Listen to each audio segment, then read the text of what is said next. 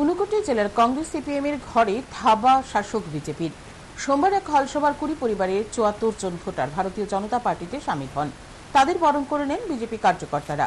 Kailashahar Unakoti কলাক্ষেত্রে BJP দলের পক্ষ থেকে একটি নির্বাচনী সভা ও একটি যোগদান সভা হয়। পূর্ব ত্রিপুরা আসনের বিজেপি দলের মনোনীত প্রার্থী কৃতি সিং দেববর্মনের সমর্থনে হয় সভা। এই দিনের এই কর্মসূচিতে উপস্থিত ছিলেন মন্ত্রী টিঙ্কু রায়, পূর্ব ত্রিপুরা আসনের বিজেপি দলের মনোনীত প্রার্থী কৃতি দেবী দেববর্মন, ঊনকোটি জেলার সাধারণ সম্পাদক অরুণ সাহা, ঊনকোটি জেলার বিজেপির সভাপতি পবিত্র দেবনাথ, কৈলাসহর বিজেপি মন্ডলের মন্ডল সভাপতি সিদ্ধার্থ দত্ত, কৈলাসহর পুর পরিষদের ভাইস চেয়ারপারসন নীতিশ দে সহ অন্যান্যরা।